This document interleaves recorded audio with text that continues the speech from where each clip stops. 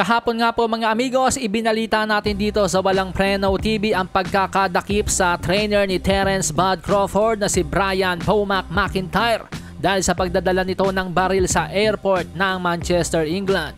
Si Brian McIntyre, isang Amerikano, ay kinasuhan po ng possession of a firearm at possession of ammunition for a firearm without certificate. Mananatili umanong nakakulong si Brian McIntyre hanggang sa siya ay dapat nang humarap sa Manchester Crown Court sa October 9. Maliban na lang kung makakakuha ang kanyang abogado ng bail hearing.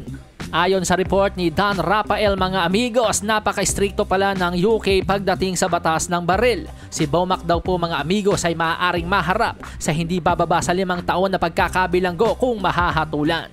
Sa iba pang balita mga amigos, noong linggo nga po, matagumpay na nakapaghiganti si Chris Eubank Jr. kay Liam Smith by a 10th round stoppage. At matapos ang kanyang panalo, sinabi nito na target niyang labanan si Triple G. Aniya, I want to fight Triple G. I don't know where he is right now, but wherever you are, Gennady, you've been holding on to them belts for too long. I want to take one, so let's get that on if we can.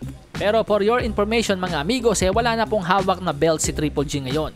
Ito po ay kanya nang binakante noong Marso pa, kaya mali yung claim ni Chris Eubank Jr. Anyway, sinabi rin ni Chris Eubank Jr. ang mga katagang, "There are some big names out there. I see a few of these guys in the crowd. I'm coming for you, Conor. I'm coming for you, Kel. I'm coming for you. Anybody else who wants it, we're going to put on a show for the fans." So yung mga binanggit na pangalan po mga amigos ay sina Conor Benn at Kell Brook, na kung tutusin nga po mga amigos, kung totoong world title ang gusto ni Chris Eubank Jr., bakit hindi nga naman niya binanggit ang pangalang Janibek Kazakhstyle Alimkhanuly? Sa October po ay may paparating na laban si Janibek Alimkhanuly kontra sa IBF World Middleweight Champion na si Vincenzo Gualtieri. If ever manalo si Janibek Alimkhanuly, ay magiging Unified World Middleweight Champion na po ito. Kaya naman kung world titles talaga ang punterian ni Chris Eubank Jr., bakit nga naman yung 41 anyos na si Triple G ang kanyang hinahamon? Alam naman po natin mga amigos, si Conor Benn, welterweight lang ito. Si Kell Brook, wala na sa prime, semi-retirado na rin. At dahil nga po sa paghahamon nitong si Chris Eubank Jr. sa mga boksingerong semi-retirado at mga hindi niya katimbang, binanatan siya sa social media ni Janibek. Banat ni Janibek, "Why does he need Golovkin? Do you know why he doesn't mention my name? Because I'm a nightmare. There is only one king in middleweight and that's me. He is easy work." Nandun na tayo, totoo naman pong hindi talaga popular ang pangalan Janibek sa ngayon. Pero kung talagang usapang skills lang po mga amigos, talagang skilled fighter po si Kazakhstyle.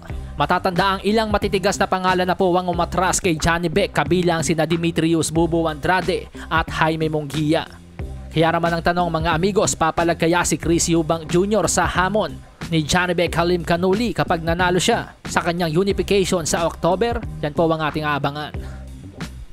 Malasahin ang baraha, patunayan mo sa'kin ha. Sino man ang mabunot na kalaban, di ka tatakbo ha. Sa bayan ko sa bayan,